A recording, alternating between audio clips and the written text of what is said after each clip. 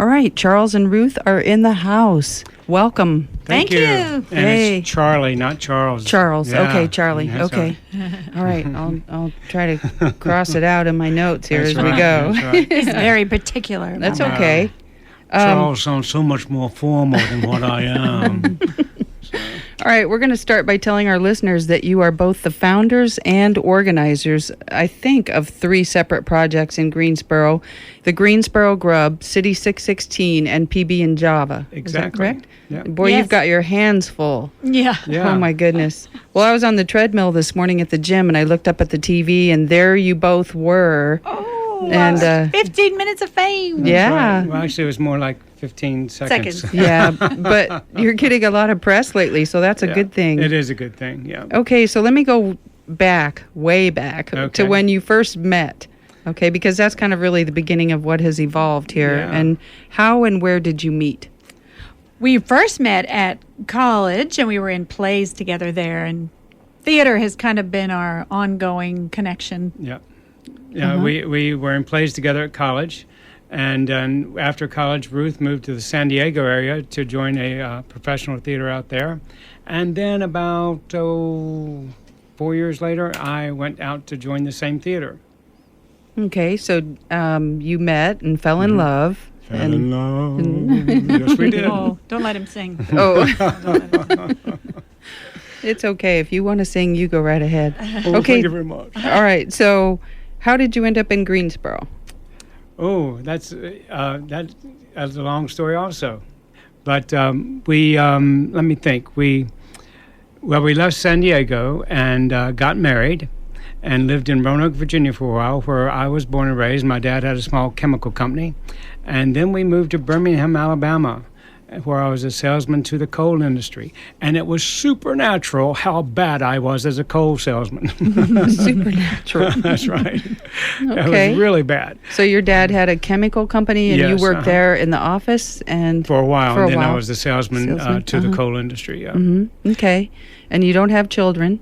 No No, children. we have 4 dogs. 4 dogs. Yeah. Ooh, that's a lot of dog walking because you're in That's an right. apartment. That's Yeah, right. Yes, yeah. that's right. A 3rd-story apartment, yeah. Yeah.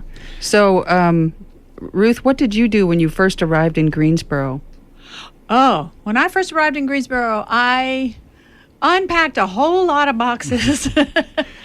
And we began getting our house ready for the Grub. We knew we wanted to do this big community dinner down our hall, and so it became a month or 2 of just really hectic activity to get Actually, ready. when we first moved in, too, we were trying to take a 3-bedroom house.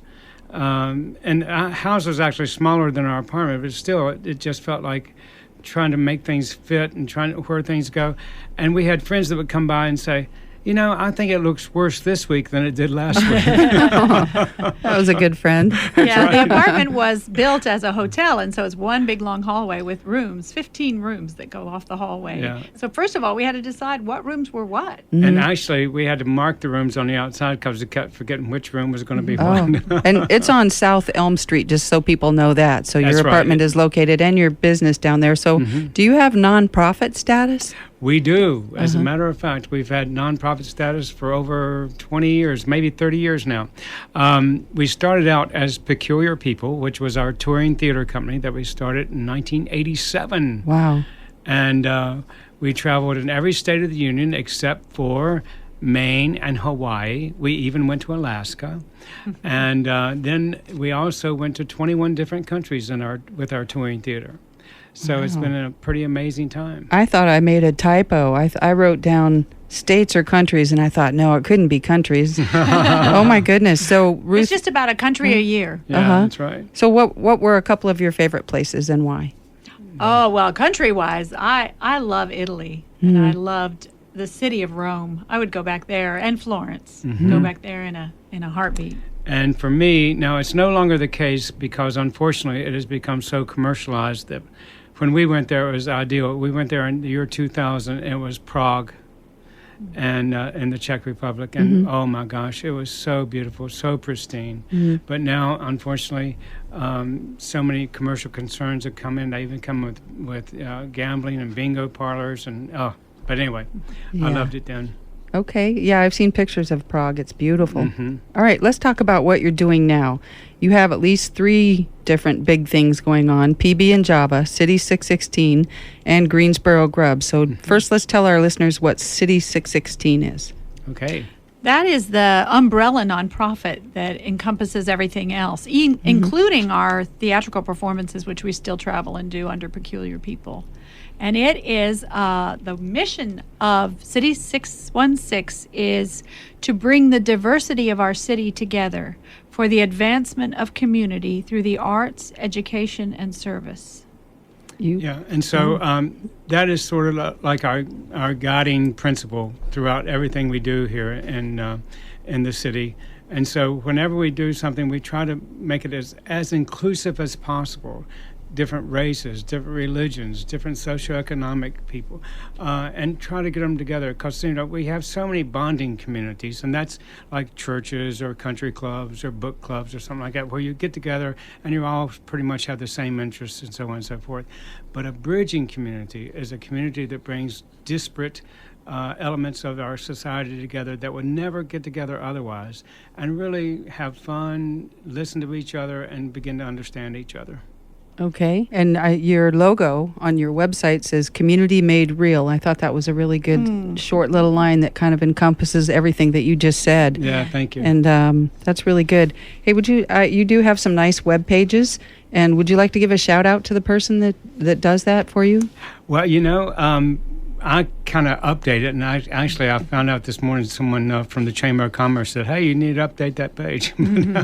But anyway, originally it was intern Julie, a girl from New York City who came down for a summer and interned with us, and she did the website. And so a shout out to, if she ever hears this, a shout out to intern Now Julie she's Seal. in New York City right now, right? That's right. New York right. City. Yeah. Okay. So who does it now?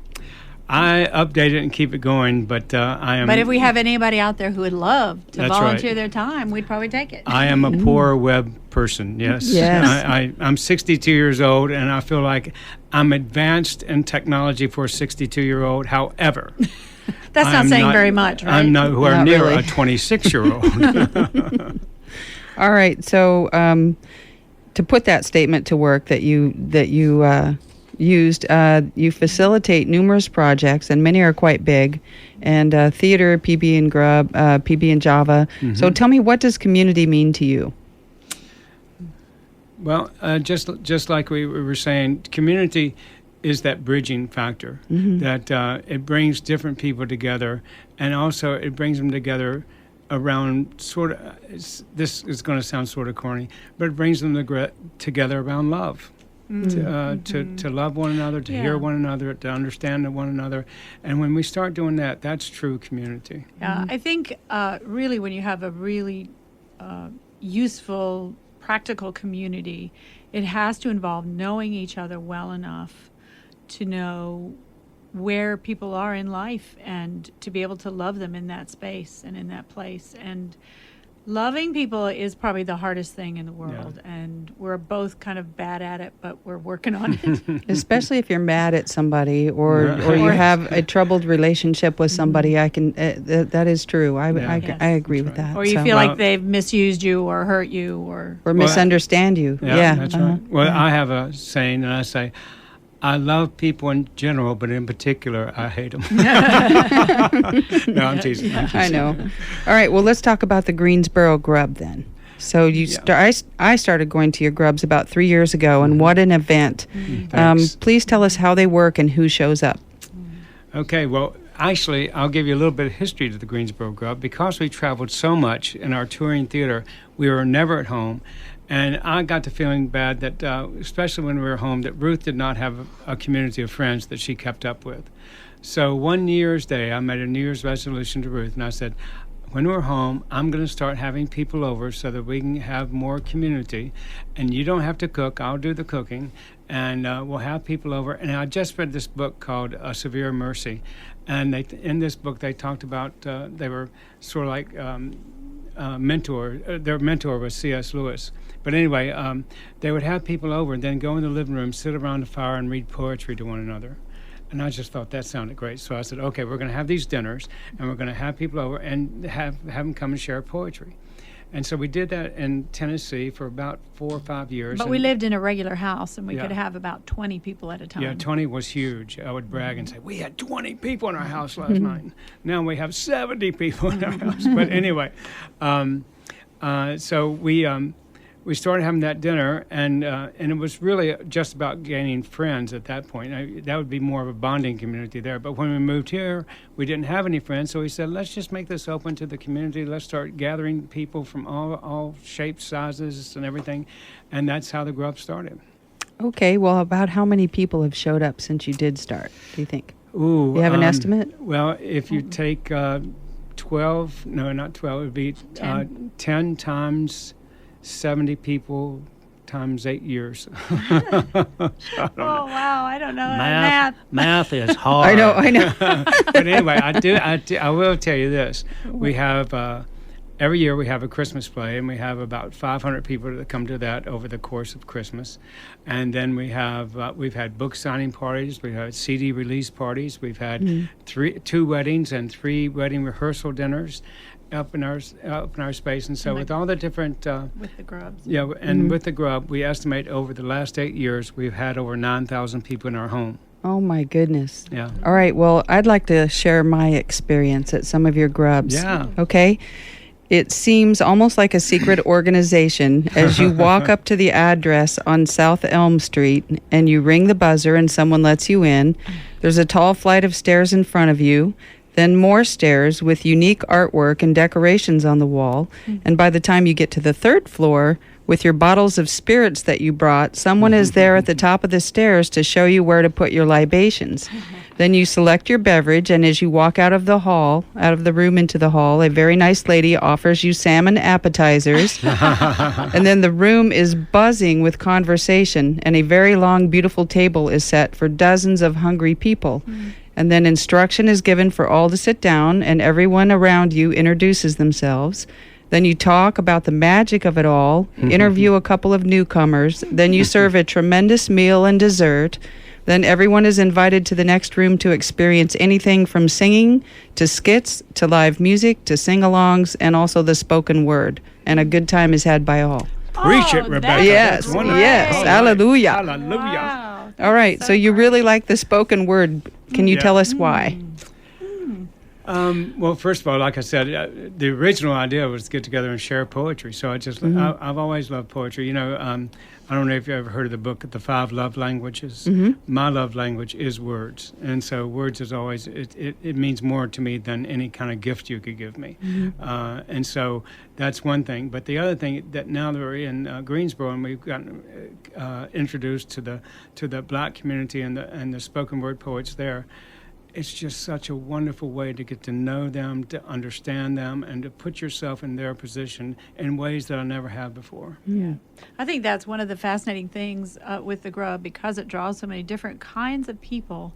It gives a hearing to artists who usually are just preaching to the choir. You know, they're usually speaking to a group of people just like them. And so at the Grub, everybody is able to listen to this diverse group of people getting up and speaking their hearts or singing their hearts or playing for the first time in public. That often happens. They'll say, I have acting. never done this in public, but I'm going to try it tonight. Yeah. Because it really is a safe place. Yeah, the last one I went to, a girl got up and put music on her cell phone and sang, and I don't think she sings.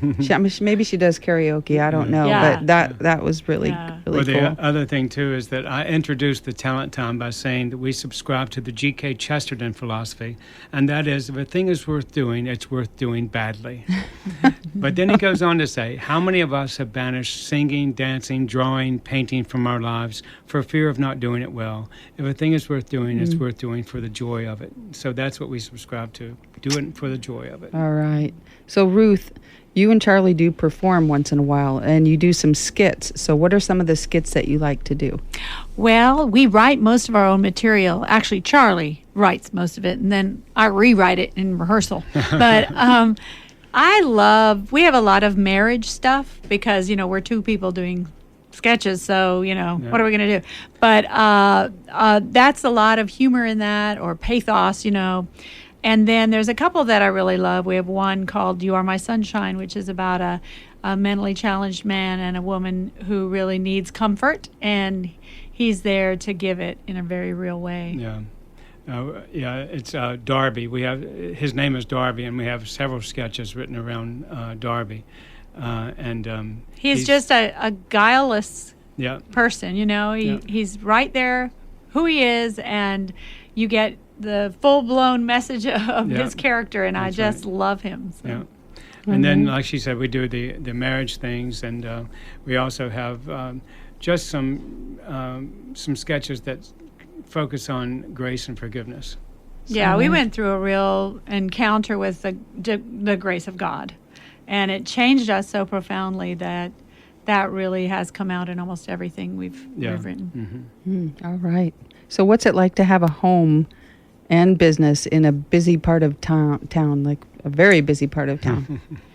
Oh, well, I love living downtown. My first real experience with that, I grew up in Africa and the bush. And wow. Yeah. So I was used to hearing the lonesome dove at night and crickets.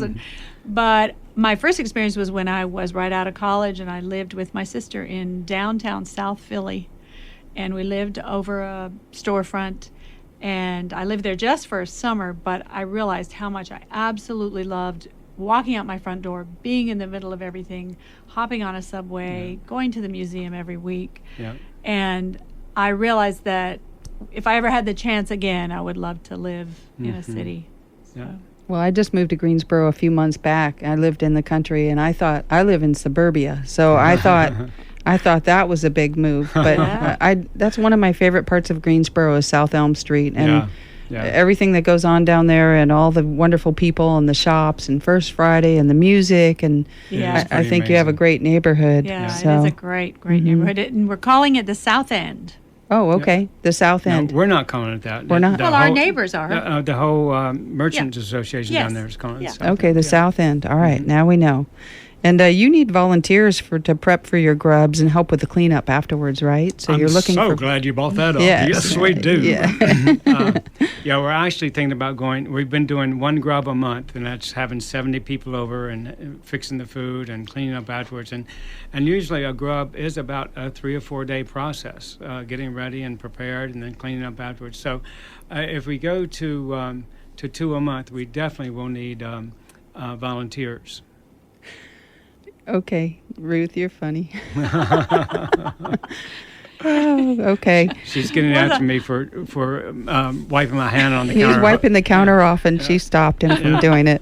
Okay. That's a normal couple thing. Yes. It's been married for, 30 years? Yeah, that's right. All right, so you're looking for new and interesting talent to attend your grub. So if you can sing, read poetry, share the spoken word, play an instrument, or any other talent, then Charles and Ruth would love to hear from you, right? That's yes. Right. That's yeah, right. we had one guy stand on his one foot and wiggle his ears the other day as his talent. Now that is talent. That was a new low. We're kind of looking for more than that. Okay.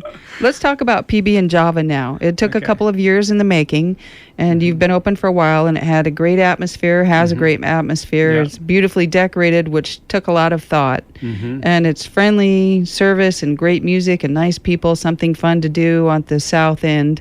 And the South, is that right? End? The South End, okay. And you served gourmet sandwiches and had an espresso bar. And now what? Well, I'm so glad you said sandwiches. That's the right way to say it. We don't do sandwiches. We do sandwiches. But anyway, so right now the traffic on South Elm really doesn't support a sort of wander-in coffee bar type thing. And then, but not only that, we really started thinking about how does what we're doing with PB and Java connect with our mission statement. And our mission statement is to bring the diversity of our city together for community.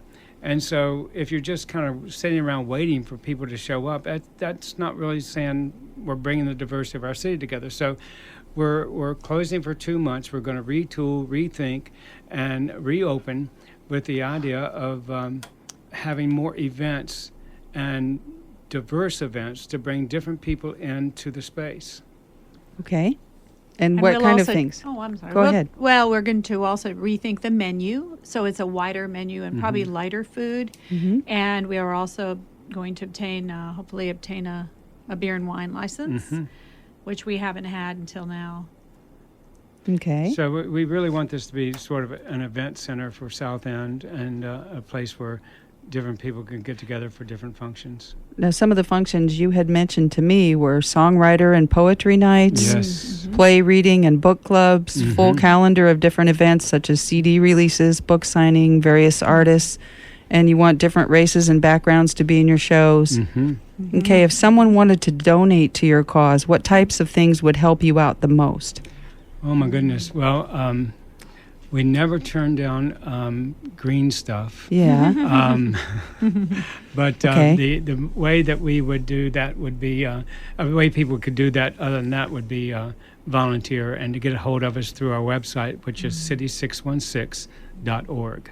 City616.org, and there's a place on the Greensboro Grub page for you to sign up for the Yeah. Grub, but also that'll put you on the list for all events that we do. Several people volunteered for the building of PB and Java, and that's what has made it so beautiful in many ways. Yeah, it is beautiful. And so you need like a core audience, right? And didn't you say something about that, That's Charles? true. Yeah, that's true too. You know, it would really be nice to know that whenever we put on an event, that we have a core audience of about 50 to 100 people that will always show up, and that we're getting that. But I just want to be more intentional in telling people that we need that core audience. That when we do a play or something like that, we're not wondering, oh gosh, is anybody going to show up or not? You know, they always do, but it's usually like at the last day, they finally came. So if I were an aspiring actress, could I be in one of your plays? We have auditions. Yes, you Auditions, could. okay. Yeah. How would someone audition? Well, the first thing to do would be go to city616.org, go to the Grub page, and sign up for the Grub. And you'll get notices about the Grub. But also, whenever we do auditions, we send our audition announcement to the Grub list. So you'll get that. All right. And so, yeah, somebody wants to come to the Grub. I have several friends that are interested in it. And Yeah. they're full of, actually, Hester's in the next room. I saw her and we talked to her about it. And, hey, Hester, hi, she's listening. Okay. She just waved at us. And I would like her to go with me to one of those. And so Yeah. she needs to sign up for that. All That's right. right. Yes, So I bet finding time to relax is probably difficult for you. Oh, yeah. Yeah, we watched between- Downton Abbey. Yeah. And we relax between 2 a.m. and 4 a.m. lots of times. Do you take vacations or how do you unwind from all of this work? We haven't taken vacations since we've been here, and it's just by way of just forgetting more than anything. When we were traveling at touring theater, like our vacations would be if we had a gig in Florida or even if we had a gig in Europe, we would say, okay, we're going to do that gig, but stay an extra 5 days or stay an extra 10 days. That'll be our vacation this year. But since we've been here, we've been so busy, we get to the end of the year and say, gosh, we forgot to take a vacation. Oh my goodness! So I bet though, just the people that show up rejuvenate you. They do. I bet that is Yes, a huge yeah. reward in and of Yeah. itself. Yeah, it's It like really if is. you get tired, have a Grub, and Yeah. we're on cloud nine for the next I think we 5-6 both are days. kind of Really? enlivened by Yeah. being around people. Uh-huh. So if we're just with each other for too long, it gets a little bit. Hey. Who thinks up the I don't think food? that. Where do you get the food, and who thinks that up? I think that up, actually, and we try to have a different ethnic every time. Like last time we had Russian. And then before that we had Peruvian. I'd never tried Peruvian before. I just kind of searched the web for different things that people are doing, and then I saw, actually, my nephew is living with us now. He's vegetarian, so I started looking at vegetarian dishes and found out that a lot of Peruvian dishes are vegetarian. So I started looking at that, but then I saw the great meat dishes too. So I said, okay, we're going to do a Peruvian Grub. I've never cooked Peruvian in my life, but it turned out great. The Russian turned out great. It did. So- And I don't eat meat, so it is. I'm glad you have vegetarian stuff Yeah. there. So, and I have to mention your table decorations were adorable. You had little columns with upside down Christmas Yeah. ornaments in them to look like Russian. Tsar, the Yeah. Tsar Yeah, buildings. Tsar buildings, yeah. I saw that online and I copied it. It wasn't my original idea. But it was great. Yeah, we have just a couple more minutes here. Okay. Where do you see yourself in 2 years? from now? Do you have a picture? I really see. We had a guy see us the other day, and he introduced us to his friends, and he said, "Come here, I want you to meet the mayor of South Elm." How cute! And not that I want to be the mayor of South Elm, but what I want to be known, or we want to be known, as people who bring people together and who love people. Mm-hmm. So we're really hoping that in 2 years or 5 years, that space that is now PB and Java will become a thriving hub for the community, and that would, gosh, thrill me to no end. Mm-hmm. I'd like to end on this note. There's something that you say to everyone right before we start dinner. Do you want to tell them what that is about the person across from you? Oh yeah, I usually introduce the food, and then I say a prayer, and I thank God for bringing the people there, and I say, God, we ask that you would come and perform a miracle tonight, and that miracle being that we would love the person across the table from us more than we love ourselves. And if you would do that, that would be truly amazing. Amen. Amen. All right. Well, thank you so much for coming in today, and you're welcome back anytime you want to come in. Just give me a call, okay? Great. And again, to contact Charles and Ruth Jones, go to city616-616.org. Yes. All right. That's and right. you have your phone number. Do you want to give out a phone number, or do you want to? Actually, yeah, I'll get. It's my personal phone number, but give me a call. It's 336 501-4202. Operators are standing by. That's 336-501-4202. Thank you very much. He's trying out his radio voice. You could be DJs. Have you thought about one more obligation, one more thing to do here in town? So That's when we can't climb the flights of stairs anymore. That's right. yeah, an elevator would come in handy. Yeah. All right. Thank you so much for being here. Thank you. Excuse me, I have a frog in my throat. And I would like to say this, WQFS, Greensboro.